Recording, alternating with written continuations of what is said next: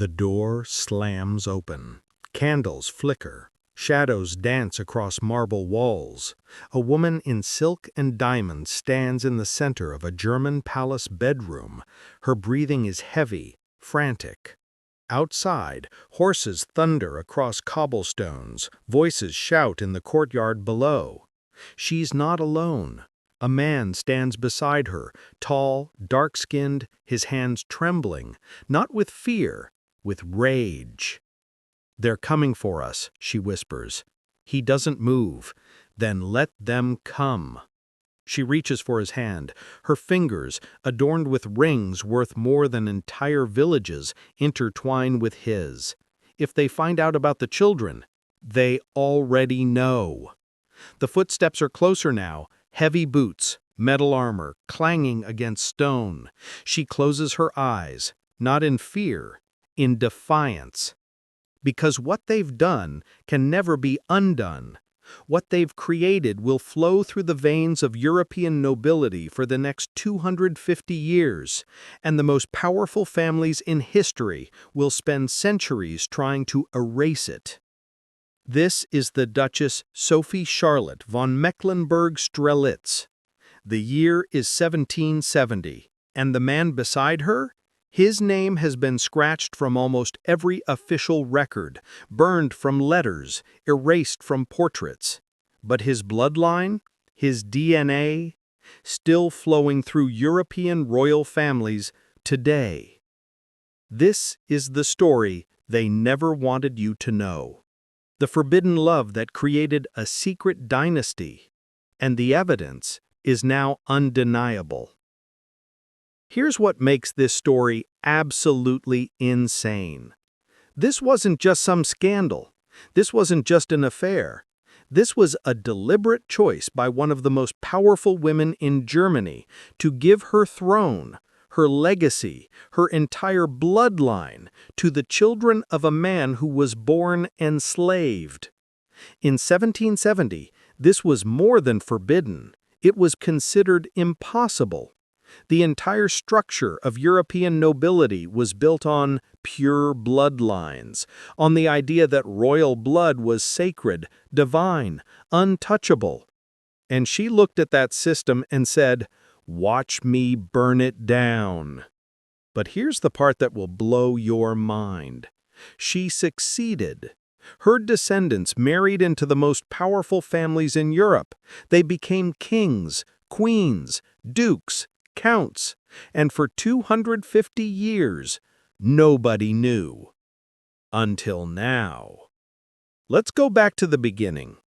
To understand how revolutionary this was, you need to understand what Europe looked like in the 1760s.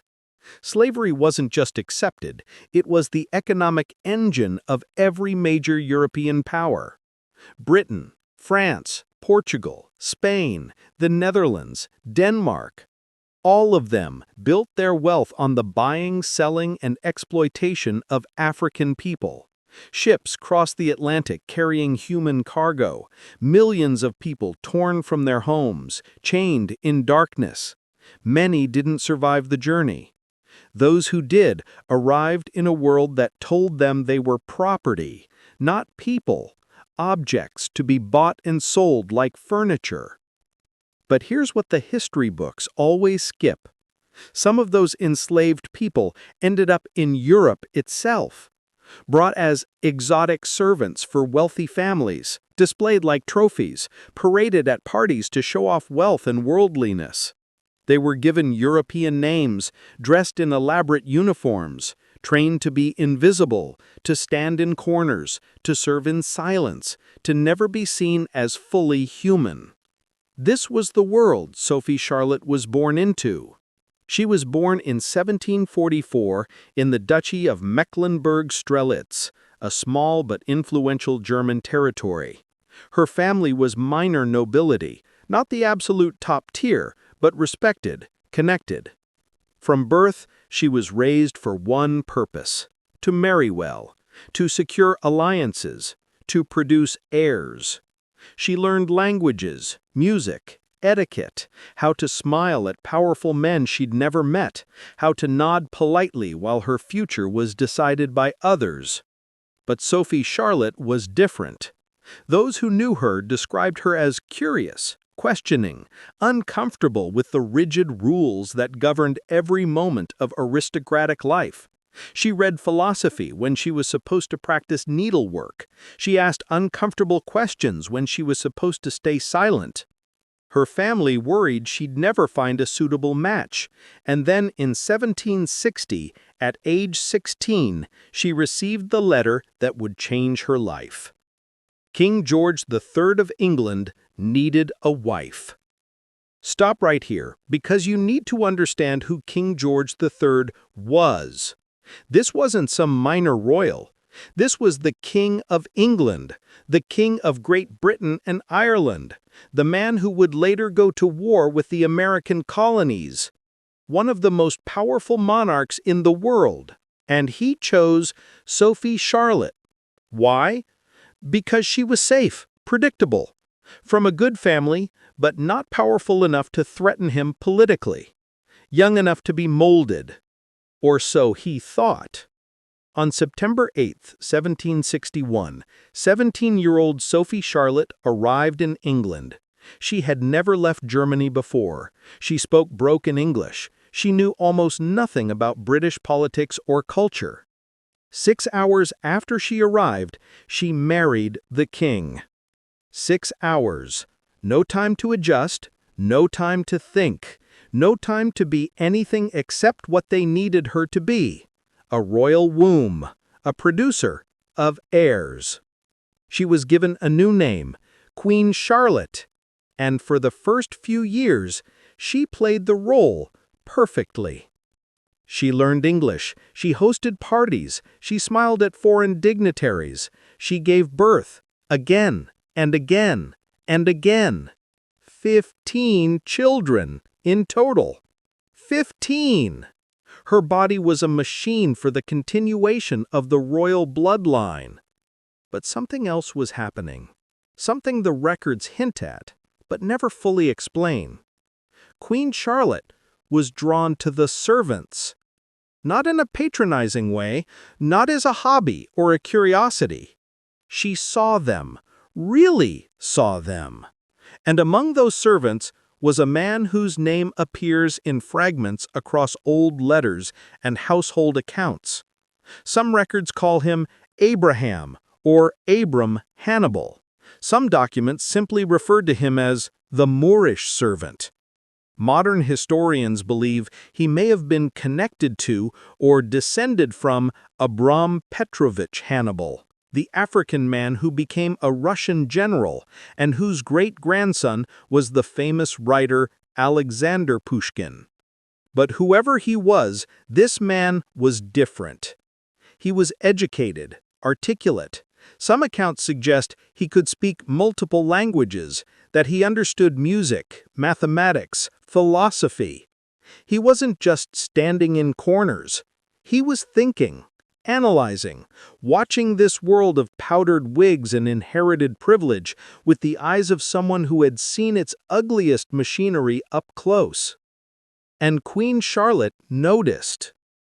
Now, here's where the story gets complicated, and where historians have thought for decades about what really happened. Because what we know for certain is this. Between 1762 and 1775, Queen Charlotte gave birth to 15 children. The official records say all 15 were fathered by King George III. But there's a problem. Several of those children didn't look like the king at all. Contemporary accounts, letters, diaries, paintings describe some of the royal children with features that horrified the British aristocracy. Darker skin, broader noses, fuller lips, textured hair that wouldn't conform to European styles. The portraits tried to hide it. Artists were instructed to lighten the children in paintings, to minimize certain features, to make them look more appropriate. But whispers spread through the court. rumors of Queen Charlotte's special friendship with the African servant, accusations that some of the royal children weren't actually royal at all. And here's the really crazy part. King George III knew. You're not ready for this part. King George III suffered from what historians believe was porphyria, a genetic blood disorder that caused episodes of severe mental illness. During his mad periods, he would rave, hallucinate, say things that were later dismissed as delusions. But in his letters during more lucid periods, there are hints, careful coded language, references to the children who are not mine, mentions of the Queen's peculiar attachments, orders that certain servants be kept away from the royal nursery but never removed from the palace entirely. Why? Because George III was trapped. If he publicly accused the Queen of infidelity, he would humiliate the crown, create a scandal that could destabilize the entire monarchy. If he divorced her, he'd admit that the royal bloodline was tainted, that some of his heirs might not have the right to the throne. He couldn't win. So he made a different choice. He let it happen.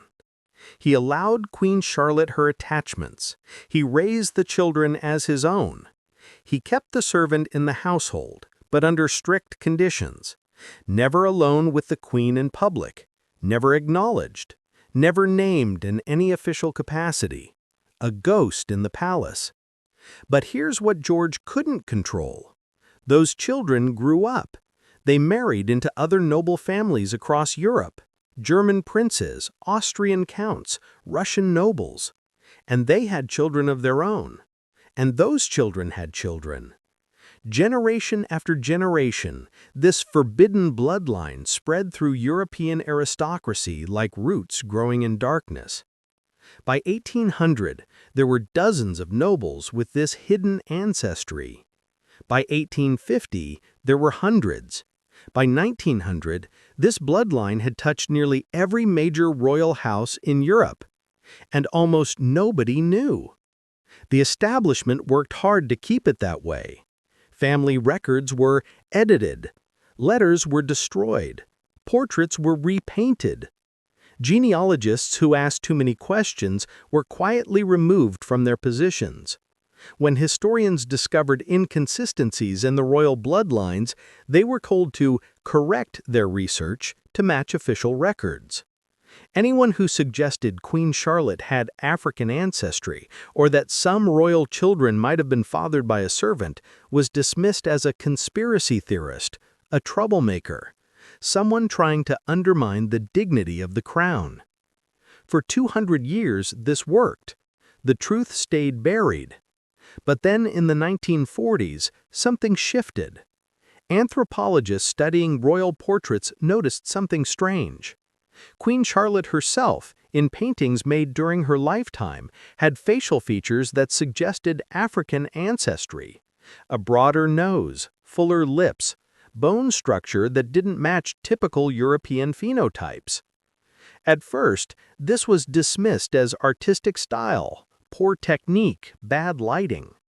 But as more people examined the portraits, especially ones painted before she became queen, before artists had instructions to adjust her appearance, the evidence became harder to ignore.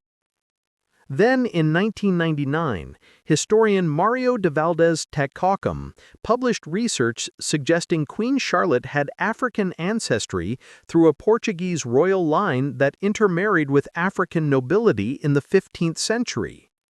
This caused an uproar. Royalists called it absurd, offensive, an attack on British heritage. But de Valdez didn't back down.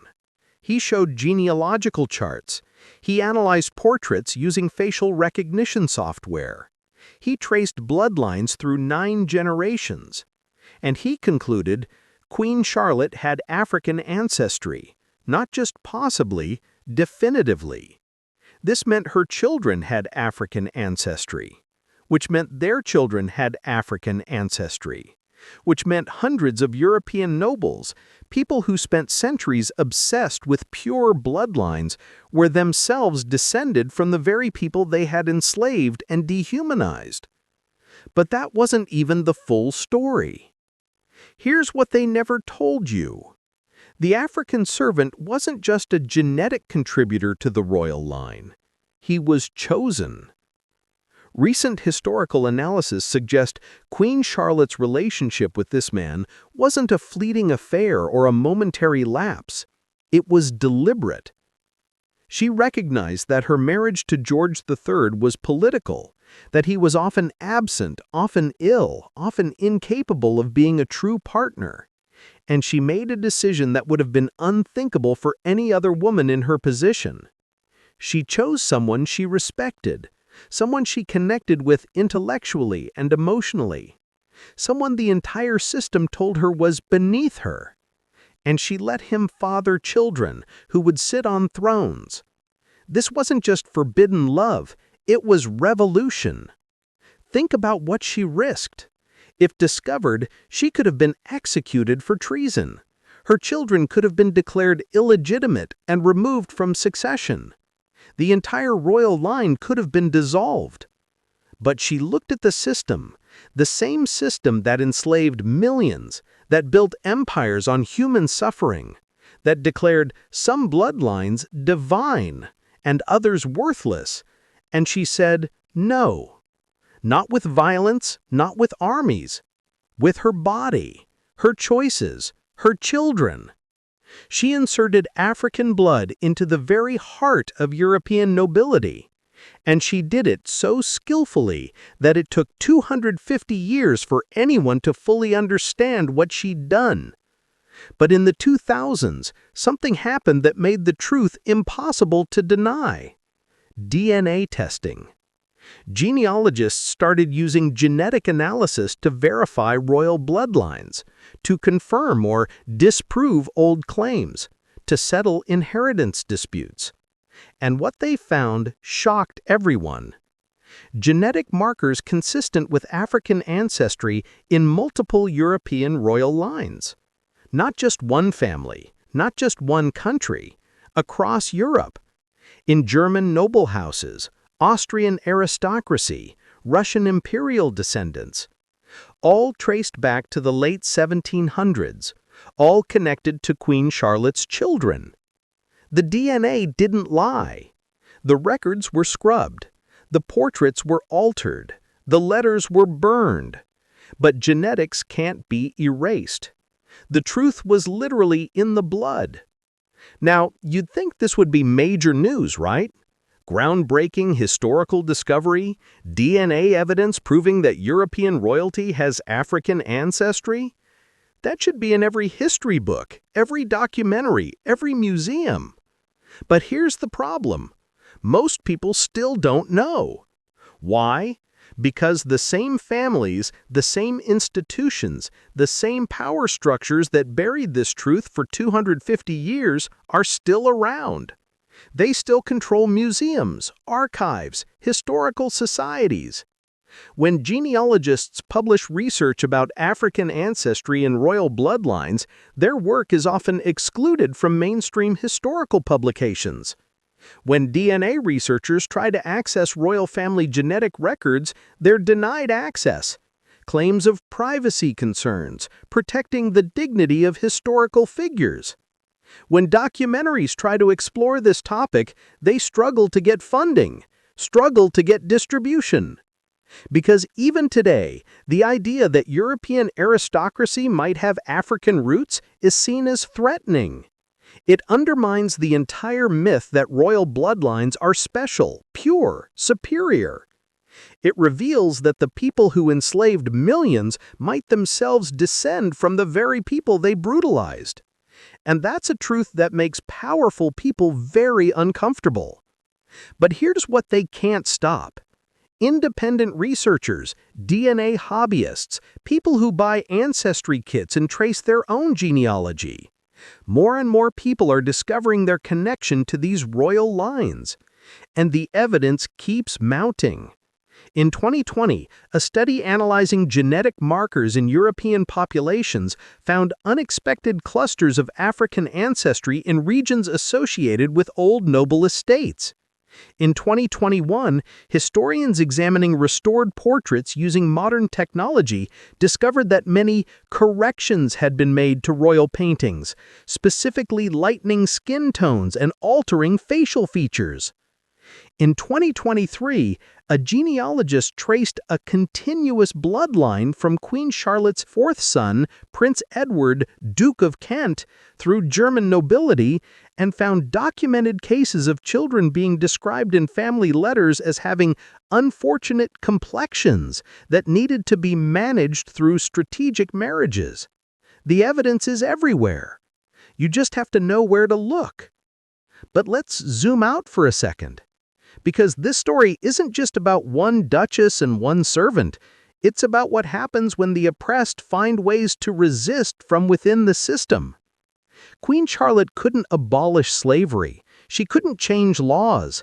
She couldn't publicly challenge the entire structure of European nobility. But she could do something they never expected. She could make them care about children who carried the bloodline they claimed to despise. She forced them to protect, educate, and elevate people with African ancestry because those people were now their children, their grandchildren, their heirs. It was subversion at its most intimate level. And it worked. Those children grew up in palaces. They were educated by the best tutors. They learned languages, music, statecraft. And then they married into other powerful families, spreading that ancestry further. Some of them knew, some suspected, most had no idea. But it didn't matter. The bloodline existed, and every attempt to maintain pure European nobility was already built on a foundation that included the very people they tried to erase. Now think about what this means for how we understand history. We're taught that royal bloodlines are sacred, that aristocracy is about heritage, purity, lineage. But this story reveals that even at the highest levels of European power, those bloodlines were never pure. They were complicated, mixed, human. The same families that built empires on racism and slavery were themselves carriers of the ancestry they claimed made people inferior. It's not just ironic, it's proof that the entire system was built on a lie. Race isn't real in the way they claimed it was. Bloodlines aren't sacred, and the hierarchies they created to justify slavery, colonialism, and oppression were always arbitrary, always invented, always designed to benefit the people in power. But DNA doesn't care about their lies. Genetics doesn't respect their hierarchies, and the truth, no matter how long they try to bury it, always finds a way to surface. Let's talk about him for a moment, the man whose name was erased, whose face was excluded from portraits, whose contribution to history was treated as a shameful secret. We don't know everything about him, the records are too fragmented, but here's what we can piece together. He was likely born in Africa in the 1730s or 1740s, captured as a child or young man, sold into slavery. He was brought to Europe, possibly through Portugal or the Netherlands, and ended up in the household of a wealthy German noble family. He was educated. This was rare for enslaved people, but some wealthy Europeans liked to train their African servants to be more than just labor, to be conversationalists, cultural ornaments. He learned languages, he studied music, he read philosophy. And somewhere along the way, he ended up in the household of a young German duchess who would become Queen of England. What did he think when he first met her? Did he see just another wealthy white woman who would treat him like furniture? Or did he recognize something different in her? Imagine his shock when she actually talked to him, when she asked his opinion, when she treated him like a person. Imagine his fear when he realized she was interested in him not as a servant, Not as a curiosity, as a man. He knew the risks. If anyone discovered a relationship between them, he'd be executed, immediately, painfully. She'd be ruined, her children declared bastards, the royal line destroyed. But he also understood something else. This was an opportunity. Not just for personal happiness, not just for love, but for something bigger. His children, if she allowed it, would be raised as royalty. They would have opportunities he could never dream of. They would live in palaces. They would be educated by the best tutors. They would marry into power. They would carry his blood into the highest levels of European society. And every time those societies looked at his descendants and saw legitimate nobles, they'd be affirming the humanity of someone they'd tried to deny was human at all. It was resistance at its most profound level. So he said yes. He took the risk. He loved this woman who defied every rule to choose him. And together, they created a bloodline that would haunt European nobility for centuries. Now let's talk about those children. Queen Charlotte had 15 children with King George III officially, but historians believe at least 4, possibly 5, were actually fathered by the African servant. These children grew up in a strange liminal space. They were raised as royalty, given titles, educated by the best tutors, but they also faced whispers, stares, comments about their appearance. Some of the children had darker skin that lightened as they aged. Others had features that couldn't be hidden or explained away. The 4th son, Prince Edward, Duke of Kent, was described in contemporary accounts as having a swarthy complexion and unusual facial structure. His daughter, who would later become Queen Victoria, inherited some of these features. Paintings of young Victoria show a broader nose and fuller lips than typical European royalty. Historians have debated for years whether Victoria knew about her possible African ancestry. Some letters suggest she was aware of rumors, that she asked her mother uncomfortable questions about her grandfather's true identity. But if she knew, she never spoke of it publicly, because by then the conspiracy of silence was complete. The system had decided this truth must never be confirmed. So portraits were adjusted, records were scrubbed, anyone who asked questions was silenced. But the bloodline continued. Victoria had 9 children who married into royal families across Europe. She was called the grandmother of Europe because her descendants sat on thrones in Britain, Germany, Russia, Spain, Norway, Romania, Greece. Which means the African bloodline that started with Queen Charlotte reached even further than anyone realized. By the early 1900s, nearly every major royal house in Europe had this ancestry. The Kaiser of Germany, the Tsar of Russia, the kings of Spain and Norway. All of them, unknowingly, descended from an African man whose name had been erased from history. The people most obsessed with racial purity, the architects of colonialism, the rulers who justified slavery and genocide through claims of genetic superiority. They were all carrying the very blood they claimed made people inferior. It's almost poetic. Fast forward to today. With the explosion of consumer DNA testing, thousands of people are discovering unexpected ancestry, and some of them are finding connections to these royal bloodlines. In 2019, a woman in Ohio took a DNA test and discovered she was related to European nobility. The genealogist she hired traced her line back to Prince Edward, Duke of Kent, Queen Charlotte's son. Further research suggested her ancestry likely included the African bloodline. She tried to publish her findings, tried to get media attention. Most outlets ignored her. The few that covered it treated it as a curiosity, a quirky genealogy story. Not as the earth-shattering revelation it actually was. because that's how suppression works in the modern age. It's not always about burning books or silencing people. Sometimes it's just about deciding what stories get told, what research gets funded, what history gets taught.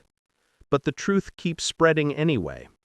Reddit communities dedicated to genealogy have entire threads analyzing the Queen Charlotte question. YouTube channels with millions of subscribers have made videos exploring the evidence. Academic papers continue to be published, chipping away at the official narrative. And slowly, painfully slowly, the mainstream is starting to acknowledge what independent researchers have been saying for decades. European royal bloodlines are not what we've been told. They're more diverse, more complicated, more human. And the people who spent centuries trying to erase this truth can't stop it anymore. But make no mistake, there are still people fighting to keep this buried. In 2022, a historian in Germany published a book exploring African ancestry in European nobility. The book included DNA evidence, portrait analysis, and genealogical records. It was well-researched, peer-reviewed, academically sound. Within months, the historian faced threats, professional attacks, claims that he was pushing a political agenda. His university was pressured to distance itself from the research. Funding for future projects was denied. Why? Because this truth is still dangerous. It challenges fundamental beliefs about race, identity, and power. It reveals that the hierarchies we were taught to accept as natural were always constructed, always arbitrary, always designed to benefit the people in power. But some people can't. But here's the thing about truth. It doesn't need everyone to believe it.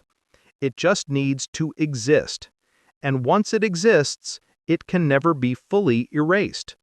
The evidence is out there. The research is available. The DNA has been analyzed. Anyone willing to look at the facts objectively will reach the same conclusion. Queen Charlotte had African ancestry. Some of her children were fathered by an African servant. That bloodline spread through European nobility for over 200 years, and the establishment spent centuries trying to hide it. Those are the facts. Everything else is just people deciding whether they're comfortable with those facts. So, why does this story matter today? Why should you care about a duchess from 250 years ago and a servant whose name we don't even know for certain? Because this story is about more than just royalty. It's about how history gets written, who gets remembered, whose stories get told. It's about how power tries to control the narrative, to decide what's official and what's speculation. And it's about how ordinary people, through courage, love, and defiance, can change history in ways that aren't recognized for centuries. Think about Queen Charlotte. She couldn't change laws, she couldn't free slaves, she couldn't publicly challenge the system. But she found a way to resist. She made choices that fundamentally altered the bloodlines that ruled Europe. She created a hidden legacy that undermined the very foundations of racial hierarchy. And she did it so cleverly that it took 250 years for anyone to fully understand what she'd accomplished. That's power.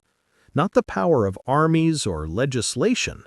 The power of intimate resistance, personal choice, love as revolution. And the servant, whose name we may never fully know, he made a choice too. He could have stayed invisible, played it safe, accepted his position. But he chose to be seen, to be loved, to father children who would carry his bloodline into palaces. He chose to become part of history, even if history tried to erase him. That takes courage most of us can't imagine. And their children, growing up in that strange space between worlds, carrying ancestry that wasn't supposed to exist, they survived, they thrived. They passed down that bloodline generation after generation, until today, when DNA testing makes the truth undeniable. Here's what history tried to bury. Love is more powerful than hierarchy. Choice is more powerful than tradition. And truth, no matter how long it's suppressed, always finds a way to surface. The establishment spent 250 years trying to hide this story. They burned letters, repainted portraits, edited genealogies, threatened researchers. And still, the truth survived. In DNA, in fragmented records, in the faces of descendants who never understood why they looked different. The truth survived because it was always real. You can't edit reality. You can only hide it for a while. And eventually, through the work of persistent historians, curious genealogists, and modern technology, what was hidden gets revealed. So the next time someone tells you that royal bloodlines are sacred, remember this story. The next time someone claims racial purity matters, remember this story. The next time someone says that's just how things are, remember this story. Because this story proves that even the most powerful institutions in history, monarchies that ruled empires, families that controlled continents, were built on lies. And those lies can be exposed. That's the real lesson here. Not just that a duchess loved a servant. Not just that African ancestry flows through European nobility. But that ordinary people, even people the system declares powerless, can change history. They just have to be brave enough to try. Picture that palace room again. The Duchess Sophie Charlotte and the man whose name history tried to erase. The doors bursting open. Guards storming in. But nothing happens. Because the king has decided the scandal must be contained, not revealed. The children will be raised as legitimate, the servant will stay in the household under supervision, and the Duchess will continue her duties. Everything will appear normal. But in that moment, as the guards back away and close the doors, leaving them alone again, they both know what they've done. They've planted a seed that will grow in secret. A bloodline that will reach into the future. A truth that will survive centuries of suppression. They hold each other in the candlelight. Not as duchess and servant, not as white and black, but as two people who chose love over fear, who chose truth over tradition, who chose to create something the world said couldn't exist. And 250 years later, we're finally understanding what they built. A hidden revolution, a forbidden bloodline, a story they tried to erase. But the truth never dies, it just waits. And when the time is right, when the technology exists, when the researchers persist, when people are finally ready to listen, the truth comes home. This is the story they never wanted you to know. The love they tried to bury. The bloodline they couldn't erase. And the truth that changes everything we thought we knew about power, race, and history. Remember their names. Queen Charlotte, and the servant who fathered kings.